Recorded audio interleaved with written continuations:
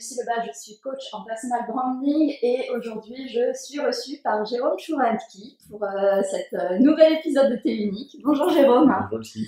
Merci de me recevoir. Je rappelle que T'es unique, c'est l'émission du personal branding pour les entrepreneurs et je suis super contente d'être reçue chez toi puisque le concept c'est de prendre le thé ensemble puisque toi aussi T'es unique. Exactement. Je vais même commencer par le thé, la cérémonie du thé. Exactement. On rappelle même qu'il a été tellement chez moi que tu as été accueilli par mon fils. Adorable. Voilà. Tes deux fils. Par mes deux fils. Ah, tu as vu le premier aussi. Oui, on a discuté design, puisque il fait des études à Londres et ça me parle beaucoup. Donc, parce que j'ai fait sensiblement le même parcours. Bref, on n'est pas là pour parler de ça, ni pour parler de moi, mais pour parler de toi.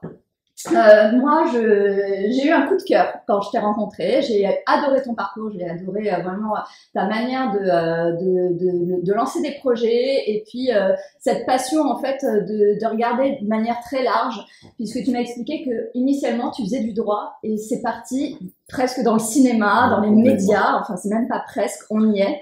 Et aujourd'hui, tu diriges donc deux sociétés, Talentsphere, qui est un cabinet de recrutement, mais également un centre de formation qui s'appelle Media Faculty, qui forme en fait les acteurs des médias et de l'audiovisuel. Exactement. En plus de ça, tu es président du Media Club, qui est une association qui compte 800 membres à peu près. Non, c'est une communauté de plus de 8000 personnes. Ah, 8000 personnes, pardon. Alors, je suis pas du tout au point au niveau des chiffres. Voilà. Oui, 8227 à jour. Bravo, voilà. Ok. Et donc, qui réunit des acteurs de l'audiovisuel. Exactement. Télévision, cinéma, digital, sur la partie production de films. D'accord, génial. Donc, ultra éclectique. On est dans le recrutement, on est dans les médias, on est dans l'audiovisuel, on est dans, dans la formation aussi, l'accompagnement. Et j'aimerais que tu nous racontes un peu ton histoire. Derrière tout ça, il y a qui en fait? Et surtout, ton pourquoi en fait? Qu'est-ce qui t'a amené à lancer toutes ces activités? Je pense que le driver, c'est l'humain, de toute façon. Moi, alors je vais vous parler un peu de moi, c'est un peu l'égocentrisme du moment, mais en tout cas, voilà, moi, comme tu l'as dit, j'ai un parcours de juriste à la base, parce que enfant d'avocat, de magistrate, et donc forcément on fait du droit, mon frère a fait du droit. La transmission, la filiation. Exactement, il y a un côté un peu atavique et puis il y a un côté où finalement c'est les études vers lesquelles on tend naturellement. Ma passion a toujours été l'informatique en fait. Donc moi j'adore la tech depuis le début. J'étais de ceux qui allaient faire les décharges informatiques pour aller choper des puces pour les mettre sur d'autres ordinateurs. Voilà, donc j'étais vraiment très curieux. Très curieux. Je faisais des bouts de programmation de l'époque, plus maintenant, et ça me plaisait énormément. Donc je traînais vraiment sur cette partie-là, mais j'ai fait mon droit de manière assez classique, en commençant d'abord par une formation d'ailleurs droit de l'informatique qui m'a permis ensuite de réaliser qu'il fallait faire des études un peu plutôt généralistes en droit.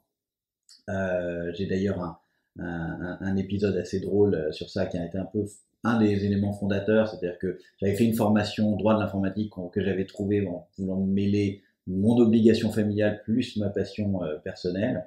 Il se trouve que à ce moment-là, je voulais revenir en droit parce que je me suis rendu compte que cette formation à la Sorbonne était un DEUST et ne menait pas plus loin que les 2 ans. Et c'était très compliqué alors que je pensais que ça avait été faisable de revenir dans la filière classique. Et et en fait pour m'en tirer, j'ai écrit, comme toutes les portes se fermaient et on me demandait de recommencer le cursus au démarrage. Et je pense que ça a été assez formateur en tant qu'entrepreneur, c'est-à-dire que je me suis dit mais je vais tout tenter pour essayer de revenir dans la filière mais ne pas perdre un an. J'ai tapé à toutes les portes, on m'a refusé partout. On m'a dit que j'étais déjà suffisamment chanceux d'être à Paris 1 et de faire mon truc et que je n'aurais qu'à soit poursuivre, soit recommencer. J'ai fini par écrire à la seule personne, puisque personne ne m'aidait, j'ai écrit au président de la République. Génial. Donc là, il y a une belle leçon d'audace quand même. Écoute, voilà. Et la leçon sur le rejet aussi, quand on te dit non, qu'est-ce que tu fais en fait? Exactement. Et donc moi, j'ai écrit au président de la République, mais vraiment une bouteille à la mer, une lettre en disant un peu quand même de désespoir, mais bien construite, manuscrite, disant que j'étais un bon élève, que j'avais tout fait bien et que j'étais malgré moi C'était qui à l'époque? C'était François Mitterrand. D'accord. Et oui, on remonte à c'est pas une question piège. ça donne un peu le mandal. Et il se trouve que un mois après, la présidence de la République m'a répondu. Wow. Elle m'a répondu en me disant, le président a été sensible à votre message, etc. Et donc ils ont fait et nous allons transmettre votre requête au ministère de l'Éducation nationale. Un mois après, le ministre de l'Éducation nationale, évidemment le bureau du ministère, me répond en disant « Le ministre a été très sensible après l'envoi de la présidence de la République à votre message, nous allons traiter le message. » Et nous transmettons au rectorat de Paris. Le rectorat de Paris me répond en disant « Le ministre m'a bien transmis le message », à chaque fois un mois après. Et au final, la personne au Panthéon-Sorbonne, à l'université de Paris 1 à Panthéon-Sorbonne, qui m'avait refusé et qui m'avait dit que c'était totalement impossible, me reçoit, on est quasiment à la fin de l'année maintenant, et me dit « Je ne sais pas quels sont vos appuis, mais je suis obligé, via le rectorat, de vous réintégrer en mode classique. » Alors évidemment avec un truc punitif qui était de tout passer en examen final, mais j'ai réintégré en fait le droit via ce non-piston qui était simplement parti d'une lettre que j'avais écrite dans mon coin, etc. Donc, une fulgurance personnelle aussi. J'ai eu un bol monstrueux, ça c'est sûr, mais je me suis très vite dit que je pouvais à ce moment-là maîtriser mon destin. Et donc ça c'est hyper important. Tu crois à la chance, Jérôme? Je la matérialise pas en tant que concept défini, mais oui, je suis très chanceux. C'est-à-dire, je crois en la chance, mais je garde ce concept qui est très symbolisé par ce que je viens de raconter, qui est que la chance ne sourit qu'aux audacieux. Donc, la chance, elle arrive, mais si tu tentes 1000 fois d'avoir de la chance. Voilà, tout simplement. Donc, je vais pas reprendre le célèbre le loto, le loto hein, mais c'est très réel. C'est-à-dire que on n'a pas de chance si on n'a pas tenté d'en avoir. Donc voilà. Et là, en l'occurrence, j'en ai eu et j'ai pu poursuivre mes études de droit. T'as osé faire ce que les autres n'osaient pas faire non plus. Ou oui, certains. Oui, voilà, j'ai tenté un truc, ça a marché et ça m'a surtout montré qu'il fallait continuer à tenter. C'est surtout ça que ça m'a donné. Et donc j'ai continué mon droit, ça s'est très bien passé. J'ai toujours aimé l'informatique, mais là cette fois-ci à titre de loisir. Et c'est vrai qu'on arrive là pour le coup au bout de ma maîtrise. Je dois faire un diplôme de droit. À ce moment-là, un diplôme de 3e cycle parce que c'est vraiment j'ai envie de terminer en fait ce cycle. Et à ce moment-là, je me retrouve dans une situation où je tente les concours d'entrée aux grandes écoles. Et il se trouve que je suis admissible à HEC. Je me vois extrêmement beau, probablement trop beau pour ce que j'étais, et je me plante lamentablement aux oraux d'admission parallèle. C'est-à-dire que t'as pas préparé, tu te dis bon bah voilà j'ai de la chance donc je travaille pas, ou comment ça se passe? Bon, j'ai alors il y a plein d'éléments de contexte qui ont fait que ça n'a pas marché.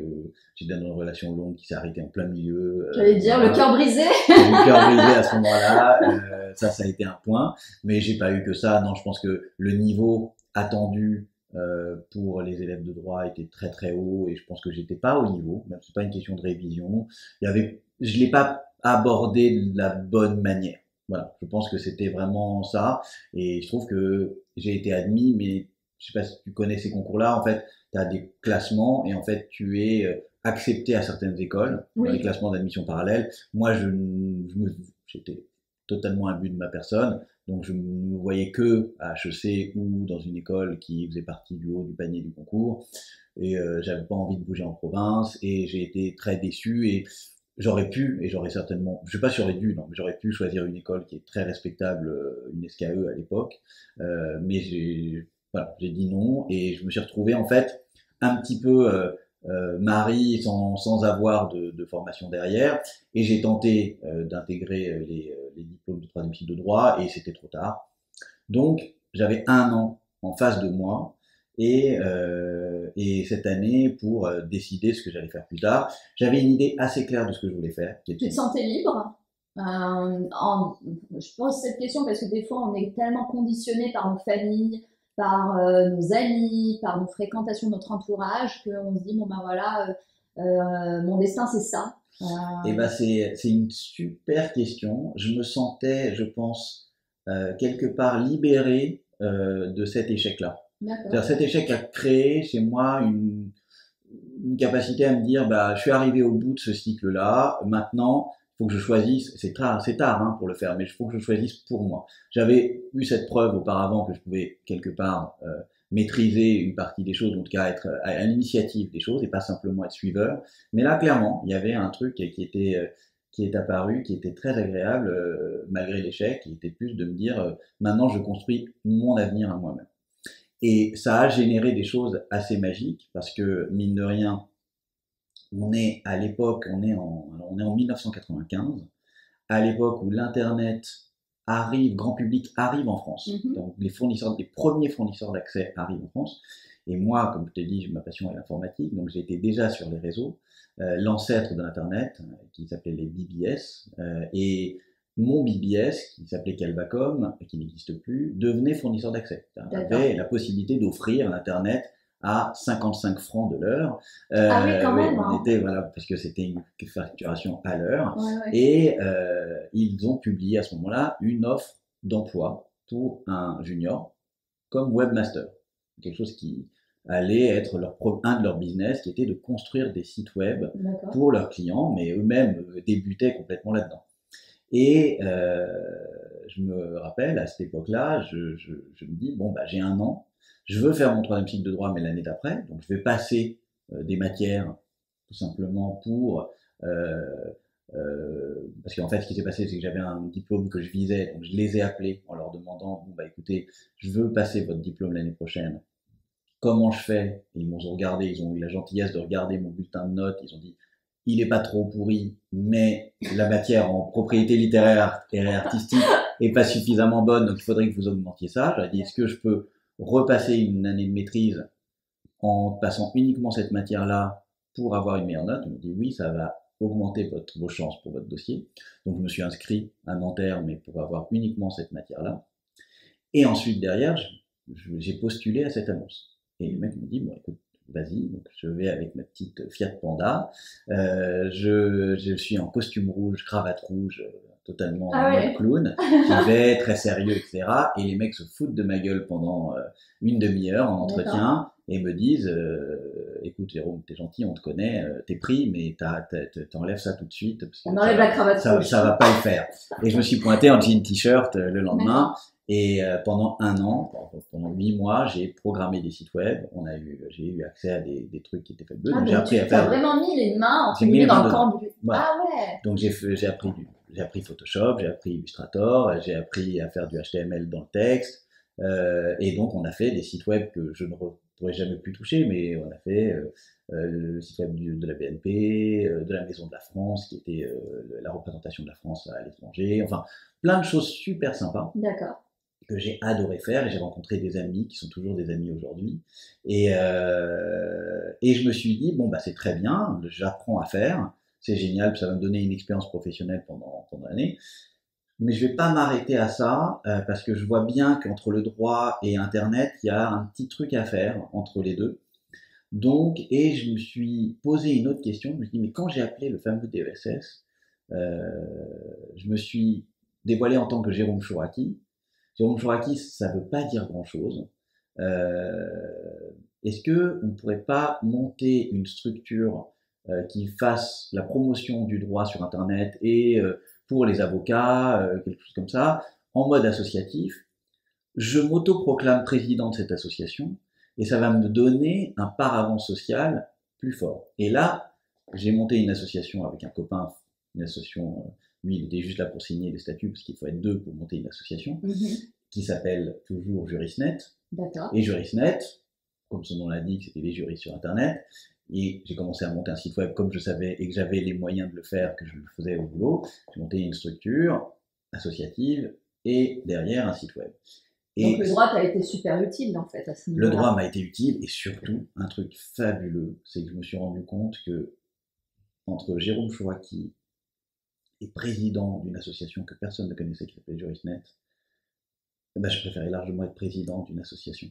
Parce que le paravent social te donne une capacité de discussion qui n'a aucune égale. Et donc je me suis mis à être invité dans des grandes conférences, notamment à l'Internet Society, qui était un gros truc à l'époque, à Autran.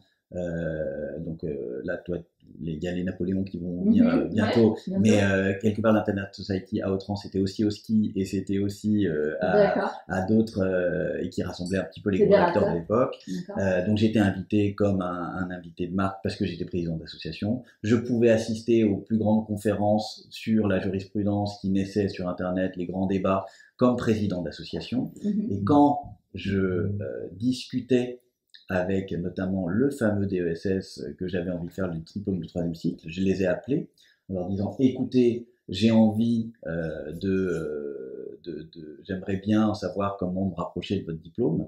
Eh bien, ces derniers m'ont invité en tant qu'intervenant dans leur forum de droit parce que j'étais président d'association. Donc l'élève qui qui postulait devenait intervenant dans ce diplôme. Ce que tu veux dire, c'est que finalement ton statut t'a aidé à accélérer le mouvement. Exactement. Et je pense que ça c'est un truc d'entrepreneur pour le coup, c'est que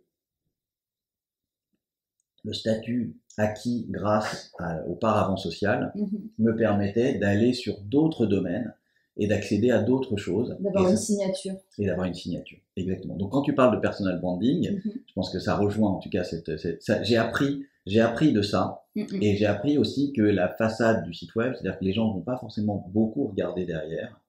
Donc c'est une aide, évidemment il faut exister ensuite derrière en propre, mais c'était une aide fondamentale. Ouais, d'accord. Voilà.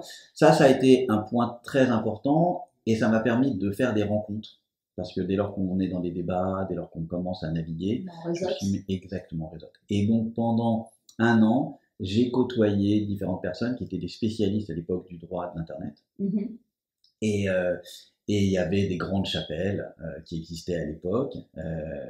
Et je me suis lié d'amitié avec une personne qui s'appelait Xavier Linan de Belfond. Je parle de lui au passé parce que malheureusement il est décédé depuis, qui était professeur à Paris 12 et qui se trouvait être professeur aussi dans un autre diplôme un peu concurrent de celui que je voulais faire à la base. D'accord. Et donc quand je présente mes 3e cycles, donc j'arrête, je démissionne de l'endroit où j'étais à Calvacom, et je sors de là et je me dis je veux présenter mes 3e cycles de droit. Mais je ne veux pas faire que ça. Et là, pour le coup, j'avais une fibre entrepreneuriale qui était montée, issue de l'association. Et là, tu sens que tu es capable de exactement, créer, exactement. Je pense qu'à un moment donné, tu te dis très vite, il n'y a rien, et je pense que ça c'est le message qu'il faudrait faire passer, c'est il n'y a rien à 22 ans, en l'occurrence c'était plutôt 20-21, il n'y a aucune barrière. En fait. La réalité c'est que les barrières elles sont mentales, elles n'existent pas. Monter une société en France, c'est assez simple en fait. Sincèrement, c'est pas une question d'avoir une formation en droit ou pas. Il y a plus simple ailleurs, ayant testé moi-même. Oui, mais c'est pas impossible à faire. C'est pas impossible. Voilà, c'est pas impossible à faire. On peut se faire aider en plus. Il y a beaucoup d'aide. Exactement.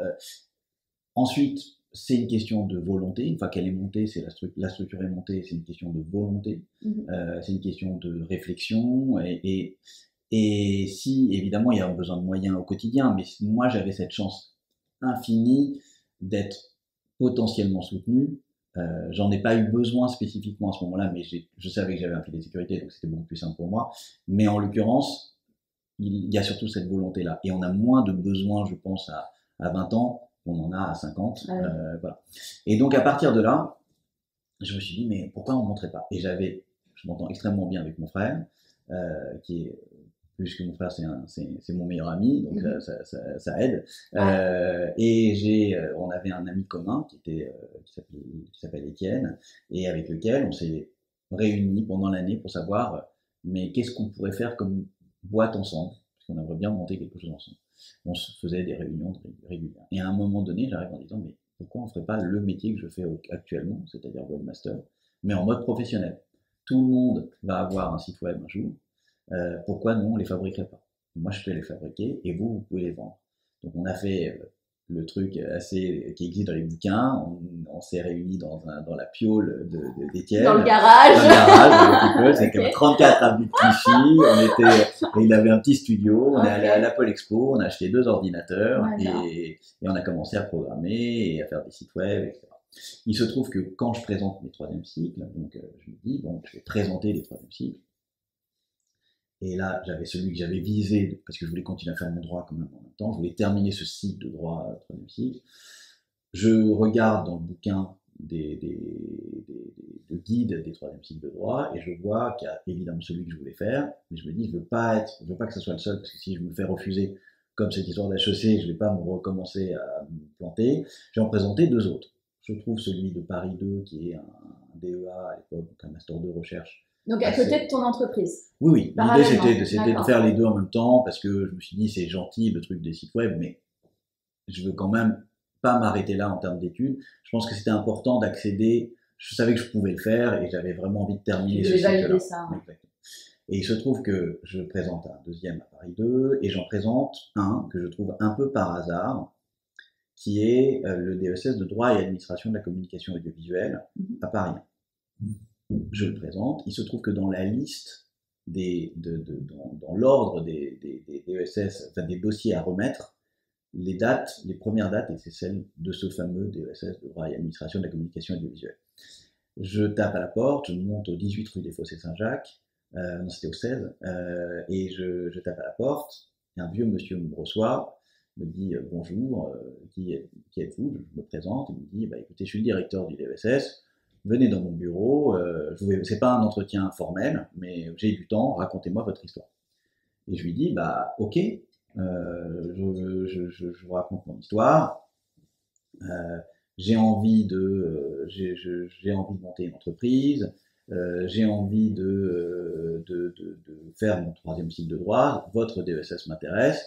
Là, il me dit ok, très bien, votre histoire. Je vous fais visiter les locaux. Ok. Il m'a fait visiter les locaux. Donc il m'amène. Il avait des locaux qui étaient en dehors du Panthéon, juste au-dessus de l'Universal et musique. Et donc, je navigue et il me dit, voilà, là vous avez une salle. Est-ce que ça vous dit de monter votre boîte là-dedans? Je lui dis, vous m'avez bien regardé, c'est vraiment, j'entends bien. Elle me dit, oui, vous avez envie, vous montez votre boîte là-dedans, vous faites le DESS en journée, quand vous fermez la porte, vous retournez dans votre boîte. Trop bien. Et la salle, c'est une belle salle de 40 mètres carrés, enfin 30 mètres carrés, un truc comme ça, un truc vraiment, what the fuck. Et je me dis, il va me demander un truc. Et effectivement, il m'a dit, ah oui, je voudrais vous demander un truc. Là, je me suis dit, je suis mort, c'est la mafia russe, un truc comme ça. C'est quoi se prêter pour un rendu? Et il me dit, en fait, vous réparez mes ordinateurs quand ils marchent pas. Je lui dis, aucun problème. Et donc, c'était juste pour matérialiser le deal. Et il se trouve que au moment de rentrer sur les oraux, je découvre que le fameux Xavier Linan de Belfond, dont je t'ai parlé tout à l'heure, qui était dans les conférences que je voyais au travers de mon association Jurisnet, était un des profs éminents de ce master, de ce DESS. Et donc, quand il a vu que je postulais, il a aussi milité pour que je vienne. Et il m'a dit, mais tu vas t'éclater à l'intérieur, le mec est sérieux, nous on a envie que tu viennes. Donc j'ai eu une sorte un truc fabuleux où les gens que j'avais rencontrés, et c'est un autre message, c'est que les rencontres, c'est ça qui est magique, c'est que ça te transforme la vie. Donc Daniel Sabatier et Xavier Linan de Belfond étaient là pour m'aider à venir et à accomplir mon travail d'entrepreneur. C'est important d'avoir des gens qui croient en nous aussi, hein. Ça veut dire des anges gardiens, c'est fondamental. Je sais pas comment on pourrait les appeler. Des mentors. Des mentors, ouais, c'est ça. C'est fondamental. Moi, ça a changé ma vie, hein. Surtout mon parcours est lié à ces rencontres-là.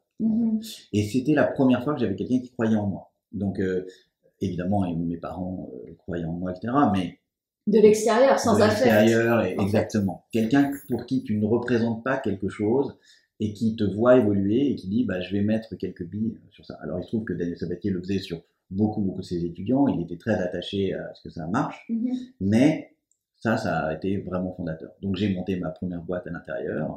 J'ai transféré Étienne qui était dans son KGB, on l'a mis à l'intérieur de ce truc-là. Ça préparé quelques ordi. Exactement. Et il se trouve que avec le temps, la boîte a grandi. Sur la partie droit, je vais juste faire un aparté. Le fameux Xavier Linan de Belfond m'a proposé ensuite de devenir mon directeur de thèse. D'accord. Donc j'ai fait une thèse en droit de l'informatique. C'est un peu la conclusion de tout ça. Oui, il faut savoir qu'il y a mon chat qui est avec le bruit. Et c'est ça le charme de Fait Unique. On entre dans la maison, donc. Exactement. Donc le chat essaye de rentrer dans une boîte. On ne sait pas s'il va y arriver. Il n'est pas certain qu'il y arrive.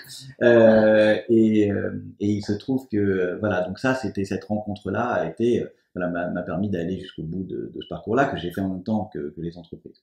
Pour revenir aux entreprises, elles se sont développées. Évidemment, on est en 1996.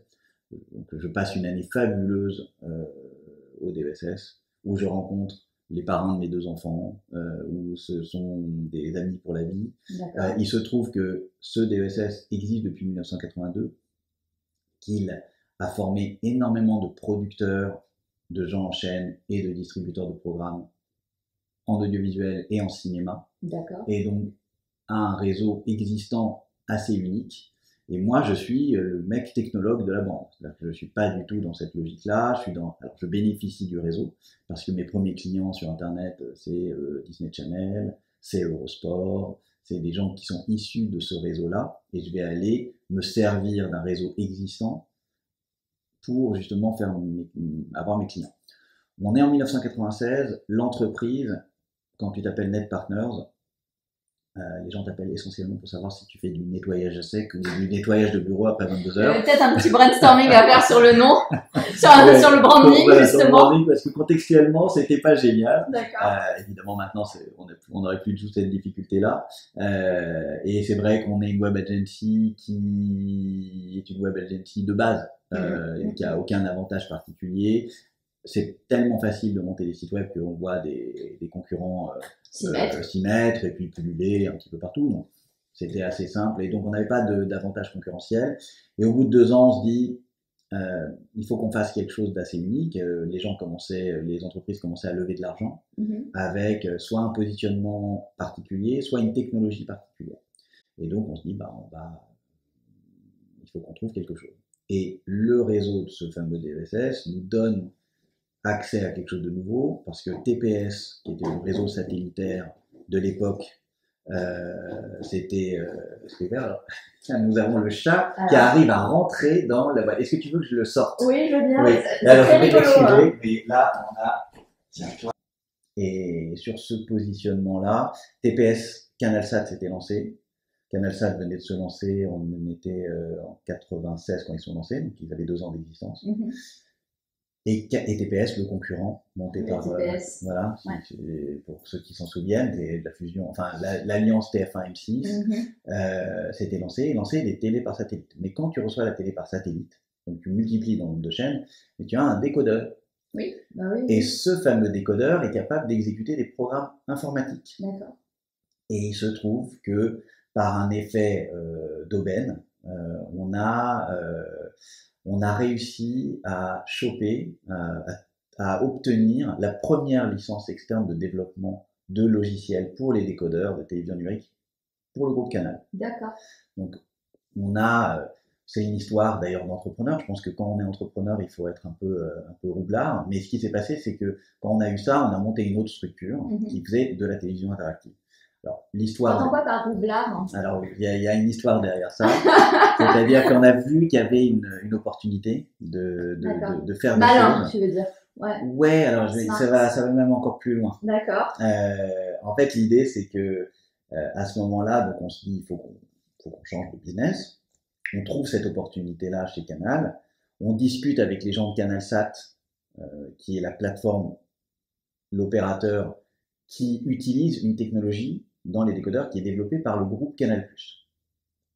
Et donc Canal+ a une division de technologie qui développe cette technologie qui va être dans les décodeurs, qui va être l'OS le système d'exploitation des décodeurs. Le problème, c'est que ce système d'exploitation ils l'ont pas développé eux-mêmes, ils l'ont acheté à quelqu'un d'externe, et ils le maîtrisent plutôt correctement, mais pour faire surtout la réception des chaînes de télé. Pas vraiment pour faire des jeux, pas vraiment pour faire ce qu'aujourd'hui on voit communément, des portails avec des jolis graphiques, naviguer, voir le guide des programmes, enfin tous les services qui existent que tu utilises avec ta télécommande. Ça, pour eux, c'est quelque chose de secondaire. Et il se trouve que les opérateurs commencent à avoir des demandes pour faire de la publicité interactive, c'est-à-dire quand on te présente un produit, tu peux cliquer OK pour dire j'ai envie de l'essayer, une voiture par exemple, pour avoir plus d'informations sur un produit, etc.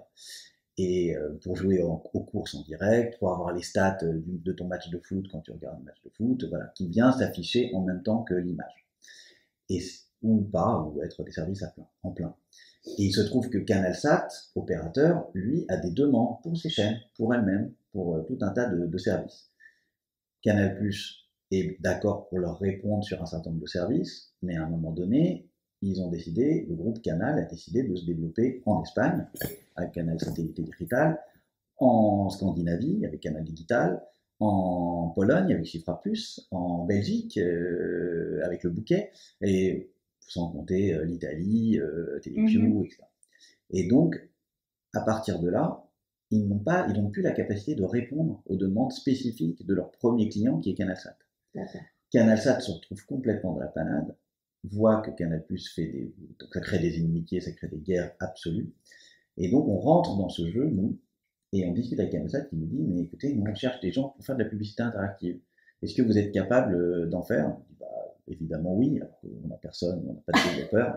Ça c'est une bonne leçon d'entrepreneur. Dire oui, et après tu fais. Et après tu fais, exactement. Et elle nous dit, bon écoutez, très bien, si vous êtes capable de faire de la publicité interactive, enfin vous êtes capable de développer sur ce logiciel, alors il se trouve qu'on avait déjà des pistes pour potentiellement obtenir la licence côté Canal+ Technologies, on peut essayer de le faire. Et il se trouve que côté Canal+ Technologies, eux disaient, ils avaient une obligation auprès de l'entité auprès de qui ils avaient acheté le système d'exploitation, la première société qui avait développé ça, qui était d'avoir différentes sociétés externes qui allaient développer dessus. D'accord. Parce que mais sauf que ceux qui voulaient monter dedans, c'était Capgemini, toutes les grosses sociétés. Et Canal+ Technologies à l'époque n'était pas formaté de manière à pouvoir supporter les demandes de sociétés de cette taille-là.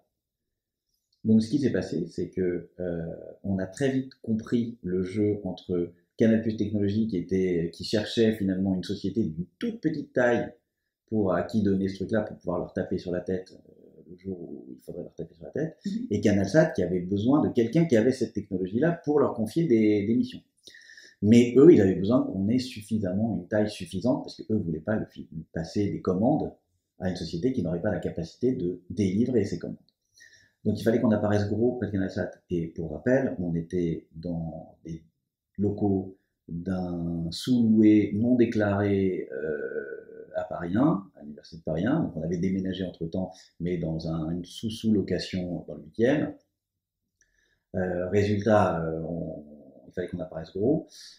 Et donc ce qu'on a fait, c'est qu'on a convoqué, d'un côté on a déclaré à Canal+ Technologies qu'on était tout petit, qu'on était prêt à signer un contrat qui était un contrat de 200 000 francs à l'époque, on n'avait pas du tout. Ouais. Oui, qui était énorme, mais on n'avait pas, donc on s'est posé la question, on s'est dit bon au pire, on ira, on portera des oranges à Fleury-Mérogis, ouais. Et puis mais on tente quand même le truc. On tente le truc. Et de l'autre côté, CanalSat, j'ai appelé un ami graphiste. D'ailleurs, si lui un jour regarde cette vidéo, merci beaucoup Axel, c'était Axel Zimmer qui avait une société de graphistes au Père-Lachaise. D'accord. Je l'ai appelé, je lui ai dit écoute, j'ai besoin de tes locaux. Lui, il avait 40 graphistes, c'était un plateau assez gros. Je lui ai dit écoute, j'ai besoin de tes locaux, est-ce que tu peux me les prêter pendant 3 heures, pendant une matinée? Il m'a dit ok, qu'est-ce que tu vas faire? Tu me dis tu me prêtes ton bureau, tu laisses tes graphistes, je vais juste être dans ton bureau. Et ce qui s'est passé, c'est qu'on a dévissé sa plaque en bas. On a remonté notre plaque. Ça me fait penser à un film. Oui, on a on a invité à l'époque, elle se reconnaîtra probablement, Claire Leproust, qui était la directrice des services interactifs, et Marie-Christine Trémorin, qui est maintenant chez Boy Bunch, les deux sont deux amies très chères maintenant. D'accord. Je leur avais dévoilé ce truc-là, cet épisode bien plus tard. Elles sont montées à l'étage, elles ont vu ce super bureau. On était là derrière le bureau. Ouais. 3 associés, on avait les contrats qui étaient prêts en disant voilà, est-ce que vous êtes d'accord pour signer? Et eux, ils pensaient qu'on était là, qu'on était une société évidemment installée, solide. Bien solide. Et voilà. Et on a donc, c'est pour ça que je te parlais un peu de roublardise. Ah, c'est que là, d'accord. pour le coup, créons le décor. Créons le décor. Voilà, créons le Fake it until you make it, c'est ça, c'est un peu ça. C'était un peu ça. Je te ressens un peu de fait, Non, j'adore, en fait, parce que je pense que en fait, tu t'es pas beaucoup posé de questions, tu t'es orienté en mode solution. Exactement. Il fallait que ça marche. Il fallait que ça existe. Et c'était une solution pour que ça existe. Et ça a fonctionné. On a signé 1 an d'exclusivité avec CanalSat sur la pub interactive. On avait la possibilité de créer sur Canal+ Technologies. Merci. Et donc, c'est peut-être un peu froid, donc je referai un petit peu de thé derrière. Et effectivement, derrière, on a levé de l'argent. C'est-à-dire que sur le fait d'avoir ce contrat d'exclusivité, ça nous a permis, on est allé voir des investisseurs en disant le groupe Canal+ nous fait confiance. Donc maintenant, est-ce que vous êtes d'accord pour aller sur ce marché? Et on a fait une première levée de fonds auprès de Business Angel, auprès de Bruno Kemoun, Eric Reboux qui avait monté Cara à l'époque. Ensuite, on a fait une levée aussi auprès de Pierre Sisman et de Nick Bourse, c'est Cyber Capital, qui maintenant ont un groupe qui s'appelle Cyber Group, qui est très actif dans l'animation, dans le dessin animé, et voilà, et des anciens de Disney, qui trouvaient ça vachement bien. Et ensuite, derrière, on est allé voir Cita et la Société Générale, leur FCPI, et puis on a commencé à faire des vraies levées de fonds. Dernière levée de fonds qu'on a faite, c'était en 2001. On a eu beaucoup de chance. Alors je tiens à dire vraiment en tant qu'entrepreneur, le moteur c'est le cash. C'est-à-dire tu peux rêver, tu peux te planter, tu peux faire n'importe quoi tant que tu as de l'argent. Quand tu n'en as plus, c'est plus compliqué. Donc voilà. Donc c'est vrai que pour le coup, tu peux recréer. C'est le temps que tu ne recrées pas. Voilà, exactement. Mais ça te fait gagner. En fait, ça te permet. Moi, ça nous a permis d'avoir la capacité à tester et aller sur différentes directions, pas être monolithique et ne pas rester tout le temps bloqué sur une solution, mais de tester. C'est ce que, enfin moi c'est ce que je dis souvent en fait aux personnes que j'accompagne, le test and learn. Et on est vraiment dans ça. Et on a beaucoup testé. Itération. Et on a beaucoup learné.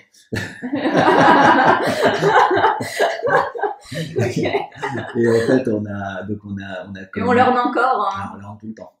Sincèrement. Et ça a été magique parce que, évidemment, on a fait de la télévision interactive, on a eu plein de showstoppers, plein de trucs un peu compliqués, plein d'erreurs qu'on a faites. Je pense que je peux écrire un bouquin sur toutes les erreurs qu'un manager peut faire et qu'on a faites. Mais ça a été génial. La boîte est montée à plus d'une 50aine de personnes.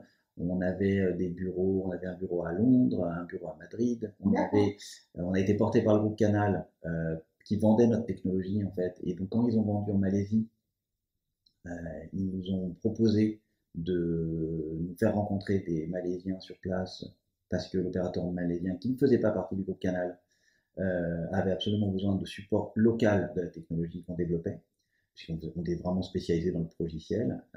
Et là, on a fait une joint venture avec une boîte en Malaisie, à Kuala Lumpur, et c'était de l'aventure extraordinaire, parce que avoir 25 ans et se balader dans les pays et pouvoir faire des choses, c'est incroyable. Et on a fait donc différentes levées de fonds. En tout, on a levé 17,5 millions d'euros. Wow. Avec 3 tours de table, donc. Et le dernier tour de table était en 2001.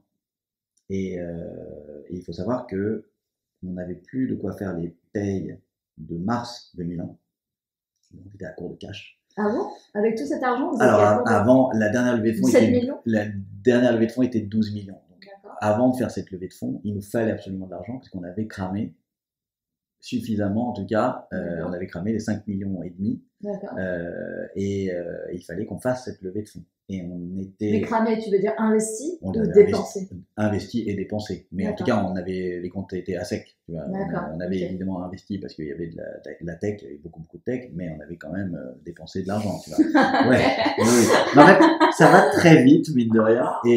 Et surtout, on arrive en décembre et on arrive à négocier avec ING, qui est d'accord pour investir, et notre investisseur de toujours, qui était Cita, Philippe Kévaux, nous avait fait un deal en disant si vous trouvez une somme, je mettrai l'autre moitié. Donc vous trouvez la moitié de la somme globale, je m'adapterai, je me calerai dessus. Et on lève en janvier 2001 6 millions d'euros auprès d'ING, et donc Cita met 6 millions en plus, donc ça nous fait 12 millions. Et on est encore dans cette époque extraordinaire où il n'y avait pas de garantie associée au fait de mettre de l'argent dans les startups.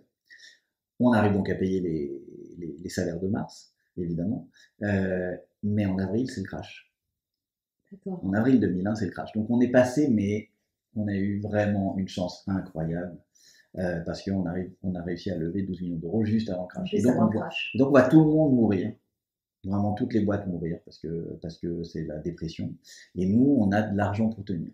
Donc on fait une petite erreur qui est de nommer des seniors parce que les investisseurs nous y obligent, nous y contraignent un petit peu parce qu'ils estiment que 12 millions d'euros quand on a 26, 27 et 29 ans, c'est trop jeune. Et donc ils veulent qu'on nomme des gens qui sont devant. C'est une erreur parce qu'on les a mal cadrés. Et que, en fait, un senior qui est habitué à bien vivre et qui voit 12 millions d'euros sur le compte en banque, lui, dépense beaucoup d'argent pour rien, alors qu'il faut plus attendre et être plutôt attentiste pendant cette période de crise. Mais voilà, la boîte se développe et on continue à faire. Ce qui est intéressant dans ce que tu nous racontes, c'est aussi, en fait, qui survit à un tsunami, tu vois? Les personnes qui ont anticipé le tsunami. Oui, alors là, ou ceux qui ont eu beaucoup de chance d'acheter le bateau ou d'acheter un truc qui est stable. Ça. Là, on était plutôt dans la deuxième catégorie. Quand tu me demandais si je croyais en la chance, là, on a eu beaucoup de chance. D'accord, sur le timing. Sur le timing, sur le fait de faire des choses. Alors, ensuite, on a fait des choses bien aussi, hein, mais on a eu quand même beaucoup de chance. Et il se trouve que la boîte se développe. Là, cette fois-ci, on continue à développer le mobile en Malaisie, toutes les applications mobiles, puisqu'on s'était développé là-dessus. La télévision interactive en France. Et en 2007, on trouve des acheteurs de la structure pour la télévision interactive, c'est NetGem qui va racheter. Donc, c'est un groupe, un fabricant de décodeurs. Et en Malaisie, nos partenaires rachètent leur part sur toute la partie mobile. Donc on a fait une double vente en fait, et ça c'était c'était une jolie réalisation. Et donc qu'est-ce qui t'a amené en fait à faire du coup ce saut-là de la technologie aux médias? Et c'est la question. Et à la formation. Parfait timing. Et au recrutement. Je remonte, donc 2007-2008, on fait l'earn-out pour la passation des sociétés. Et ensuite, si je remonte en 2001, au moment de la fameuse dernière levée de fonds, comme on avait nommé nos fameux seniors, je vais voir Daniel Sabatier et je suis resté toujours très ami avec lui. Et je lui dis, écoute, voilà, moi j'ai un peu plus de temps. Toi, dans 2 ans, tu prends ta retraite. Et tout est dans ta tête. Rien n'est formalisé. Tu as donné un job à quasiment tout le monde. Tu m'as aidé énormément. Et moi, j'ai un truc qui est mon driver. Vraiment, j'ai la reconnaissance du ventre. Ça m'intéressait beaucoup. Je voulais pas que son œuvre, ce qu'il avait mis en place, meure. Et je lui ai dit, écoute, je te propose de monter l'association des anciens élèves. Elle existait, mais elle faisait rien. Je la remonte. Je prends l'association des anciens élèves. Comme je suis un gros geek de base, je vais te monter une base de données.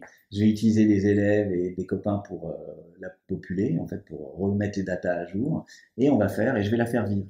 Et donc, j'ai commencé à reprendre un deuxième métier en même temps que celui de ma boîte, qui était d'être président de l'association des anciens élèves de ce DESS.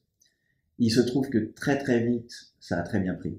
Les gens ont très vite adhéré. Donc moi, j'allais écumer les bars pour leur dire, regardez, je vais vous amener la crème de l'audiovisuel, si vous me réservez une partie de votre bar. Donc je privatisais des bouts de bar à un moment donné, des lieux. Puis on a commencé à faire des soirées. Au début, il y avait 20 personnes, ensuite il y en avait 40, ensuite il y en avait 50.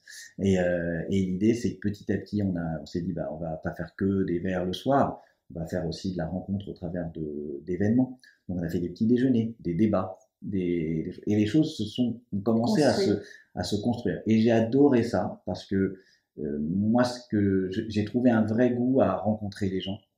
Et petit à petit, les gens me consultaient pour me donner de l'info. Et petit à petit, je me suis investi dans leur vie sur le mode donne-moi des conseils, parce que moi, ça va être de la fausse modestie, mais je ne pense vraiment pas avoir une intelligence supérieure à la moyenne, mais par contre, j'aime écouter. Et quelque part, je fais un perroquet intelligent, c'est-à-dire que je suis capable de répéter, de synthétiser ce qu'une personne va me donner. Donc effectivement, quand je rencontre quelqu'un et que derrière j'ai écouté 5 discours différents, je peux à peu près faire une synthèse et sortir un discours qui est à peu près cohérent à la personne que je vais rencontrer. Et donc ça, tu sais réintroduire les gens en fait. Exactement. Et ensuite derrière, je me suis dit mais il faut que les gens puissent se rencontrer les uns avec les autres. Et donc on a mis en place des mécaniques où les gens puissent, au sein de l'association, de manière très éditorialisée, puissent se rencontrer les uns avec les autres. C'est-à-dire, en gros, c'est pas juste un forum avec une mailing list et les gens font ce qu'ils veulent, c'est tu passes par quelqu'un qui va faire l'intermédiaire pour te présenter. En l'occurrence, c'était moi. Et donc, ça me permettait, moi, d'être le nœud, le bottleneck des personnes qui voulaient rencontrer d'autres personnes et de les mettre les gens en contact les uns avec les autres. Soit, évidemment, dans des grandes soirées, soit en one-to-one. Et c'est ce que je fais beaucoup. Et là, ça m'a plu énormément. Ça a été vraiment ma deuxième vie. J'ai découvert ça par hasard. Et dans le cours de ces rencontres-là, comme à l'époque, Daniel Sabatier savait que j'aimais la technologie, il l'avait compris, Dixit, qui était une structure de formation, lui avait demandé s'il avait quelqu'un à conseiller pour monter un programme sur les nouveaux médias à l'époque. Et j'avais dit, et lui, il a répondu oui. Et moi, j'ai dit oui à cette proposition-là. Et donc, j'ai commencé à monter une première formation sur les nouveaux médias et à apprendre la formation. Et il se trouve que réseau formation, ça a très vite aussi déboulé sur les offres d'emploi, parce qu'à force de rencontrer les gens, bah, le bouche à oreille étant maître dans ce domaine, on dit mais tu connaîtrais pas quelqu'un qui sait faire, qui a telle ou telle compétence. Et j'ai vu qu'effectivement, petit à petit, on me confiait un peu des secrets d'alcôve, et donc je pouvais les mettre en donc quand 2008 est arrivé et que les boîtes étaient vendues et que l'earn-out avait été fait, que malheureusement en étant dilué, parce que c'est ça aussi, les levées de fonds, ça te dilue. Donc au bout du compte, j'ai pu acheter là où où on prend notre thé, mais pas beaucoup plus non plus. Je me suis dit, qu'est-ce que j'ai envie de faire? Est-ce que j'ai envie de continuer dans la tech, ou est-ce que j'ai plutôt envie de m'investir sur le côté humain, qui est constitué par le Media Club, parce que 2 ans après la constitution de l'association des anciens élèves, Daniel Sabatier a pris sa retraite. Les nouveaux repreneurs n'ont pas eu la même logique de continuité sur la valorisation des anciens élèves, la valorisation du réseau. Et donc, je me suis dit, avec ce qu'on avait constitué, mais pourquoi ne pas s'émanciper de l'université et faire une association qui allait dépasser les murs de l'université. Et on a décidé d'aller dans cette direction-là et de créer une association qui allait s'appeler le Media Club. Et donc, le Media Club est en fait un enfant issu de cette association. En fait, techniquement parlant, c'est la même association, mais qui a changé de nom, pour ne pas justement impacter et ne pas être simplement incarner une entité petite, mais de faire quelque chose de beaucoup plus gros. Et donc, maintenant, le Media Club est une entité à part et qui existe, et c'est celle qui quelque part, m'a donné envie de continuer. Et donc, je me suis dit, mais une association, c'est super, mais ça ne peut pas être, c'est une association, donc elle n'a pas de but lucratif. Et moi, je suis entrepreneur, donc j'ai envie de faire réussir des projets et j'ai envie d'avoir des sociétés qui gagnent de l'argent. C'est pas du tout péjoratif. Et je me suis dit, je vais monter 2 structures. Une première structure sur quelque chose que j'avais eu l'habitude de faire chez Dixit, qui était la formation. La formation. Et à l'époque, avec Jean-Pierre Fouja. Donc, du coup, Media Faculty. The Media Faculty, exactement. Avec un truc qui était très important pour moi, c'était de le faire en accord avec Dixit à l'époque. Dixit, c'était Jean-Pierre Fouja, un mec assez connu, ancien producteur et qui avait monté un organisme très connu. Et donc je suis allé le voir et je lui ai expliqué mon plan. Je lui ai dit écoute, je voudrais le faire, mais je voudrais que tu sois aussi le parrain de ça pour le faire en coordination. J'avais vu lui et Jean-Marc Verne et ça s'était très bien passé. Il a été adorable à l'époque. Donc j'ai pu monter The Media Faculty adoubé et un peu libéré de mes mentors. Je voudrais quand même que ça soit que les gens que j'apprécie accompagnent le mouvement. Et puis de l'autre côté, sur une idée qui n'est pas la mienne à la base, mais qui est celle de Sophie Pérez-Rostanzo, une autre personne que j'ai rencontrée qui était la DRH d'Eurosport à l'époque, enfin la numéro 2 DRH d'Eurosport à l'époque, et qui m'a dit mais deviens chasseur de tête. Deviens chasseur de tête parce que ça te correspond. Moi je connaissais à peine le métier, je savais pas du tout ce que ça recouvrait, et il me dit mais tu as l'information, on n'a plus de cabinet dans ce secteur-là. Dans les médias. Dans les médias, audiovisuels, en télé, il n'y en a pas du tout en cinéma, pour le coup, c'est des agents et il n'y a pas du tout de chasseurs. Toi, tu as la connexion avec les gens, tu sauras les utiliser pour arriver à un résultat, deviens chasseur de tête. Et donc j'ai monté Talentsphère en même temps, en août 2008. Et voilà, et c'est le triptyque réseau, formation, recrutement, qui est en fait aujourd'hui un micro-groupe qui existe et qui me fait vivre aujourd'hui. Et en fait, de ce que je vois et ce que je ressens de ce que tu nous racontes, ce que tu nous dis, c'est en fait aussi l'importance d'avoir un réseau et de l'entretenir d'année en année, de ne pas oublier les gens et de vraiment rester connecté, d'avoir un réseau finalement riche et puis aligné en fait avec notre évolution aussi. Complètement. Alors, tu dis plusieurs choses dans ce que tu dis, qui sont toutes vraies. Oui, le réseau, c'est très important. C'est très important et je pense que c'est à valoriser quand on n'en a pas besoin. Surtout. Moi, je vois beaucoup de gens, évidemment, maintenant, mon métier de chasseur fait que les gens viennent à moi parce qu'ils cherchent du travail aussi, ou parce que pour plein de raisons que j'accepte avec plaisir, mais je pense que ce qui est important, c'est effectivement toutes ces personnes qu'on a sur nos réseaux LinkedIn, de premier niveau, enfin des proches, on va dire, même de premier niveau, mais qui peuvent être le premier cercle exactement et le deuxième cercle.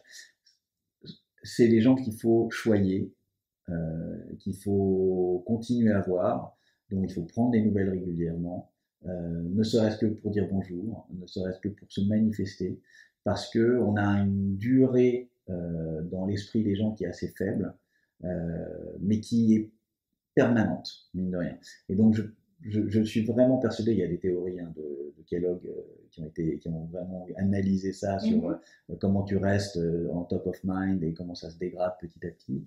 Je pense que c'est très très important parce que plus tu vas le faire de manière régulière, aller prendre des déjeuners, ne déjeunez jamais seul à midi, à moins que vous soyez malheureux et que vous avez un travail à terminer ou ce que vous voulez, mais prenez toujours le temps d'un café, allez partager un burger à pas cher quelque part.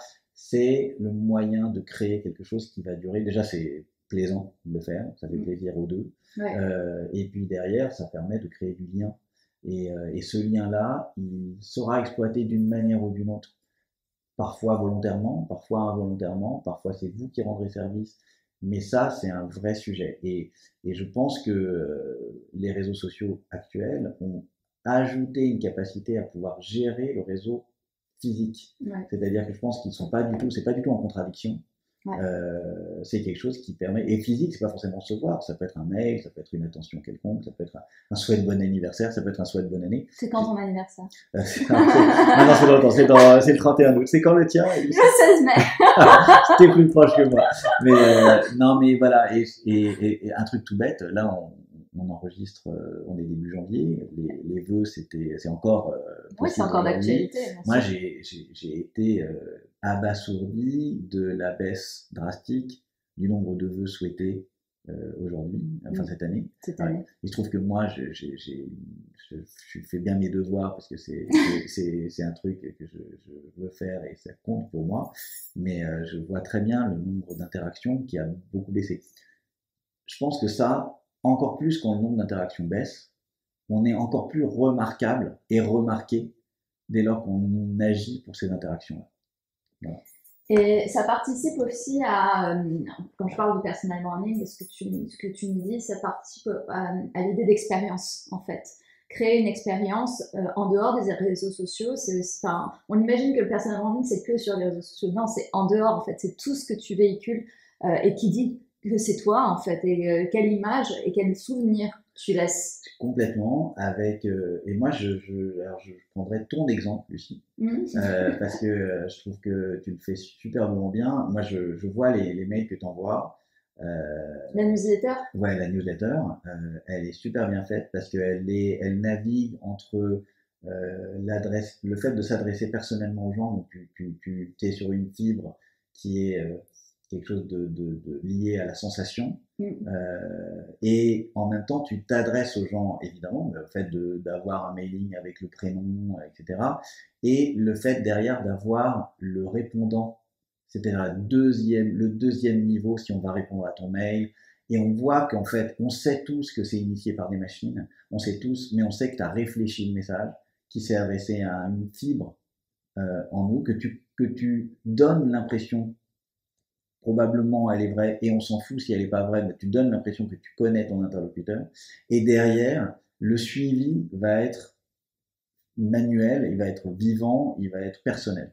Et je trouve que ça fonde une idée de son interlocuteur qui est que j'ai un interlocuteur qui est humain, qui est investi, qui fait le suivi, et même si c'est initié par des logiciels de mailing, c'est l'impression, elle est très très bonne. Et donc au final, le personal branding, c'est aussi l'impression que tu vas laisser. Oui, et puis c'est, enfin moi c'est vrai que ce que je transmets en tout cas à mes clients, c'est en fait l'aspect émotionnel, puisque on prend nos décisions par l'émotion en fait. Hein, donc, on vient les justifier par la raison, par le raisonnement, mais tout ce qui est émotionnel, c'est extrêmement important, et d'être connecté vis-à-vis de ces émotions et de pouvoir les exprimer, les transmettre, même si à la fin on fait une proposition de prendre un call, de vendre quelque chose, un service, parce que c'est finalement aussi, ça peut être aussi l'objet de la newsletter, toujours connecter les choses à quelque chose d'émotionnel.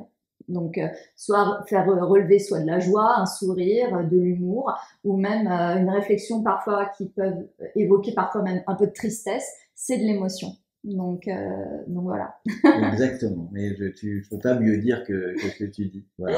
Bon, merci en tout cas. Est-ce que tu peux nous dire alors peut-être pas en un mot, mais en quelques mots, ce qui te singularise, toi, en tout cas, qu'est-ce qu'on a l'habitude de te dire finalement? En quoi tu es différent des chasseurs de tête, des centres de formation, des directeurs d'associations dans les médias, enfin, qu'est-ce qui fait que tu es toi? Alors, qu'est-ce qui fait que je suis différent dans ces différents métiers? Mais toi, mais il y a moi. Alors, ta singularité, ton fil rouge, en fait. Alors, le fil rouge, ce qu'on me dit de moi là-dedans, c'est l'écoute. Voilà, on me définit par une forme d'écoute. Alors là, j'ai beaucoup parlé, donc j'ai l'impression de faire l'inverse. Et en fait, je me force absolument pas. Je crois qu'on voit assez bien les gens qui arrivent à écouter, à décrypter, à avoir cette sensibilité-là, à pouvoir justement laisser l'autre s'épanouir, s'exprimer. Ça me caractérise. Je pense que mon truc qui m'intéresse le plus, vraiment, avec les années, c'est voir les gens évoluer et s'éclater. C'est-à-dire que là où je suis, c'est assez dingue, c'est que moi, évidemment, mon épanouissement personnel m'intéresse beaucoup et je fais tout pour que je sois heureux aussi dans la vie au quotidien, dans ce que je fais. Mais là où je suis vraiment fondamentalement justement heureux, c'est de voir que les gens ont progressé, que ça a marché pour eux, qu'ils ont réussi leur projet. J'ai un kiff absolu. Leur croissance, quoi. Leur croissance. Et donc à partir de là, si en plus j'ai été un des éléments qui a fonctionné dans ce truc-là, c'est un vrai plaisir. Donc voilà, donc ça c'est ce qui me définit le plus. Et j'ai trouvé mon contentement là-dedans, dans le fait de si j'ai réussi à être là, micro-coup d'huile qui a permis de faciliter un truc, qui a permis à la personne de s'épanouir encore plus. Ça, c'est j'ai réussi ce que je veux faire. Voilà, c'est un peu ça. En donnant, tu reçois du plaisir. En fait, et je reçois du plaisir. Et en fait, si je veux être presque cynique, c'est pas l'objet, mais c'est, je sais que ça va servir à d'autres. Je sais que ça rentre dans une grande mécanique qui va me donner à moi plus de pouvoir.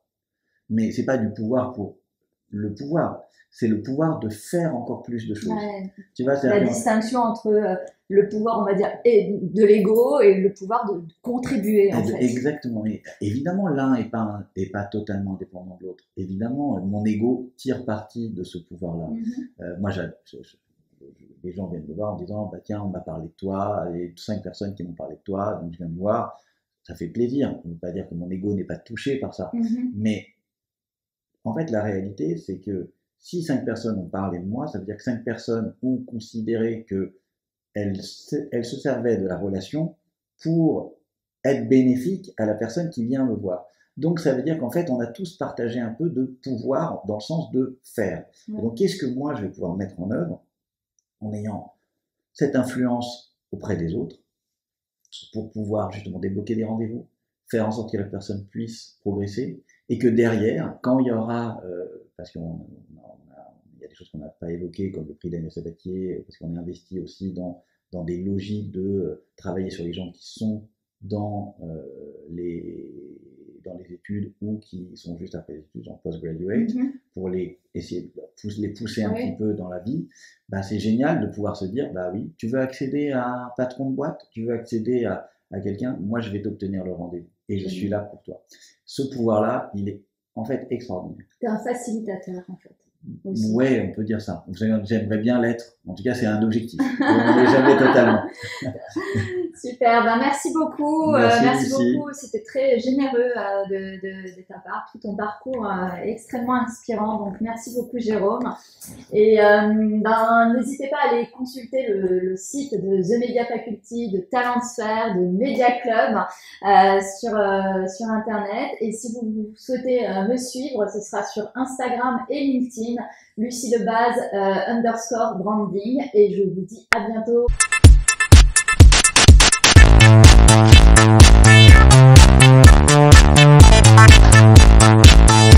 Merci pour votre écoute. À bientôt. Au revoir. Et abonnez-vous. Et abonnez-vous. Merci.